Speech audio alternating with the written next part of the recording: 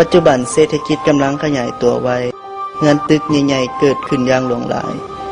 แต่อยู่อีกมุมหนึ่งของนครหลวงเวียงจันทน์แม่นบ่อนอยู่อาศัยที่สุขโสมของพวกเฮาซึ่งต้องหาเช้ากินค่ำดิ้นรนเพื่อความอยู่รอดบ่คือกันกับเด็กน้อยคนอื่นที่มีโอกาสได้เรียนหนังสือ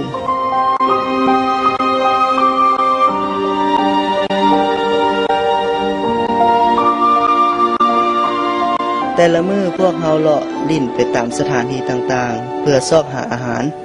บางเทื่อพวกเฮาโชคดีมีคนจ้างสุกล่อล้างถ้วยพวกเฮาก็ได้กินข้าวพวกเฮาพยายามใช้เวลาให้หมดไปแต่ละมื้อแต่ละวันด้วยการย่างเลาะไปเรื่อยๆโดยบ่มีจุดหมายปลายทางบางมื้อโอกาสดีพวกเฮาก็ได้เล่นกีฬา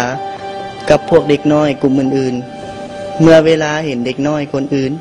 มีพ่อมีแม่มีครอบครัวที่อบอุ่นมีเครื่องนุ่งงามๆใส่ไปเข้าโรงเรียนพวกเฮาก็อยากมีโอกาสแบบนั้นคือกันมีแต่เมียนห้านยามมื้อคืนห้าต้องคนให้เงิน 3,000 ไปสุกก็เศร้าโอ้กินเหล้าล่ะเพิ่นมักให้แม่ตรงใต้เพิ่นละก็ด่าไล่นี่ในยามยุ่งยากสับสนคือแนวนี้พวกเฮาได้พบผู้มีจิตใจงดงาม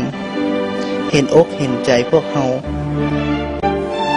เคยเห็นว่ามีเด็กหลายคนบ่มีข้าวกินแล้วก็แล้วบางคนบ่มีที่นอนเคยคิดว่าฤดูฝนจะมีปัญหาหลายก็อยากช่วยข้าวให้เรากินนี่สำคัญมากที่สุดเคยเห็นว่าเรามีปัญหาอีกมีปัญหาเกี่ยวกับสุขภาพเนาะที่นี่มีคลินิกมีท่านหมออยู่ทุกเมื่อเคยพาเราไป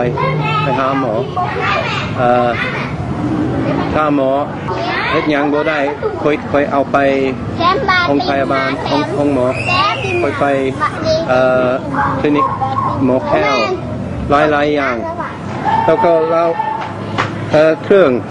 บางคนมีสุดเดียวท่านหมอบอกว่าเราต้องเปลี่ยนเครื่อง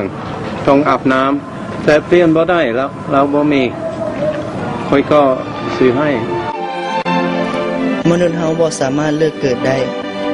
แต่สามารถเลือกทางเดินชีวิตของตนเองได้มันแม่นความผิดของพวกเฮาบ่ที่มีสภาพชีวิตแบบนี้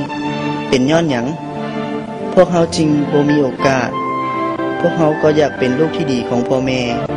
อยากเป็นพลเมืองที่ดีของชาติเหมือนกับเด็กน้อยทั่วๆไป